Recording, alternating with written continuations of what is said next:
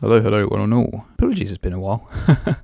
Life has gotten in the way of things, but I'm back to yap once again. So if you sit with me and listen, I have a couple of things on my mind that I'd like to share. Mainly being, there is a saying that gets thrown around, which is that hair holds memories. And it's true, to be fair. Hair is one of those things that is massively defining about a human being. It's one of those things that it's with you, and it's one of the things that you see first when you meet someone for the first time. You go into a room, you meet someone that you've never met before, and what's the first thing you do? You may look at their face, but what stands out about them would be their hair. If they had a funky hairstyle, if their hair was a different colour, if they were bald, that would be one of the first things you noticed. Whether that's a good thing or not, I'll leave that up for interpretation. A lot of people embrace the baldness. I kind of fear it coming in my life, but that's it. That's a topic for a different day. But yeah, it's one of the things you notice first about someone when you meet them. And I have had a weird relationship with hair in my life, to be honest. And I kind of just wanted to reflect on the many different hairstyles that I've had throughout my life and talk about it and how I've led up to a change that I made very recently. It started the first 12 of my life. 12 years, that is. Apologies, not 12 months, 12 seconds. It would be the 12 years of my life. So from the ages of infancy up until 12 years old, when I started secondary school for the first time in the UK. It's about year 7. I had pretty much the same hairstyle the whole time. I just had this stupid shaved head. It wasn't even a shaved head. It was like kind of grown out, kind of not. But it was just kind of just a mop on my head, and it made do. Like, I just didn't care.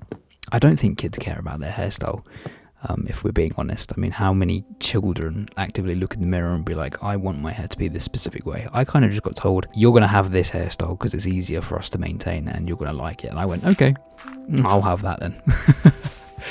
But when I started secondary school, I found myself very isolated, and I found myself longing to fit in. I decided to start growing out my hair a bit because I felt like I needed to have some sort of identity, but I didn't know how to do that. So I kind of just went with the trend, which at the time was shorter on the sides and just have some sort of fringe or curls on top. My hair is naturally curly, but a lot of people were getting perms and letting their hair grow out, and I kind of did the same thing. And for a while, it was kind of just a process of growing out my hair to a respectable length. It wasn't crazy long or anything, but I thought that it would help me. But I found that after I did that, I still wasn't comfortable, and I was still struggling to fit in with other people. I had my group of friends, and I am very grateful for my friends who helped me and provided a safe environment for me during my secondary school years. But I found it very difficult to socialise with people, and I was very socially anxious, and I was very frustrated that this new hairstyle that I had, the more trendier hairstyle, still didn't do anything to assist with my confidence. The reason for that was just because I was a very mentally ill teenager. I'm not going to delve massively into it, but I have struggled very immensely with my mental health over the years. There have been very low moments in my life, in my adolescence, that caused me to be very insecure about myself. I just hated the way I looked, and even looking at myself with this trendier hairstyle, it didn't feel right. So eventually, instead of just maintaining it, I kind of just let it grow out of laziness, out of just depression. You find that when you're depressed, you don't take care of yourself very well, and you just let it all go. And one of the things I let go was my hair. And this was around quarantine time, which I guess for me was kind of a blessing in disguise, because we were suddenly in an environment where no one could leave the house and no one could get a haircut. And instead of opting to get a trim every now and then during quarantine, I just let it sit. And it got to the point where it covered my entire face. I looked like a mushroom. A lot of people called me mushroom head. And honestly, looking back, they were right. It was mainly just an escape for me to not have to view the world, and I didn't want the world to view me either.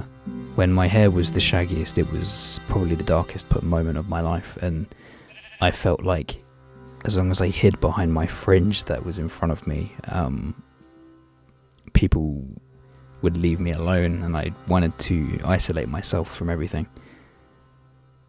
And I just hated it whenever I got a haircut, or my parents forced me to get a haircut, and my eyes became visible again. It felt so suffocating, like my mask had been ripped off. And it took a lot of self-work and self-improvement to get out of that phase. I was in that situation for a good couple years where my hair was just a mess, and I just hated everything about myself, and I think that reflected in my hairstyle as well.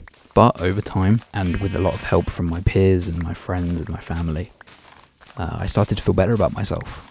My anxiety reduced. I could show my face to other people without hating myself and the way I looked. My mental health still wasn't brilliant. It wasn't the best it's been or has been. In fact, there were some days where it was the worst it's ever been, but more consistently enough, I was feeling better about myself, and I let my hair grow out. I started tying it up. I had incredibly long hair for a long time. It went all the way down to like my nipples. If I'm being honest, it was crazy. But there was that mental health challenge which kind of prevented me from taking care of my hair in a good way. Even though I had long hair, and you're supposed to take really good care of long hair with separate shampoo and conditioners and everything like that, I always just used an all-in-one. My hair was just frizzy all the time. My curls were all over the place. I looked homeless. I just looked like a homeless guy with long hair. It wasn't my finest look, but for me it was comfortable. And despite being more accepting of my appearance and how I looked and presented to people, my hair acted as a kind of net of familiarity for me. It reminded me of the comfort that I felt when my fringe covered my eyes, and how I felt when I reclused back into my old hairstyle and have it covered my face. It felt like an escape. If things got too much, then at the end of the day I could just let my hair loose and my hair could fall down over my face again, and then I could go back to the hiding space that I had. It was a backup plan of sorts, I guess you could say. And I had long hair for quite a while. I think it was 2 or 3 years maybe, and in that time my mental health improved dramatically. It got to the point where I didn't feel like I needed something to fall back on in the event that things were too much, or I just needed a sense of familiarity with my appearance. And so on New Year's of 2024, I made a dramatic decision to cut off a significant amount of my hair, and I went for a much trendier hairstyle, which was a mullet.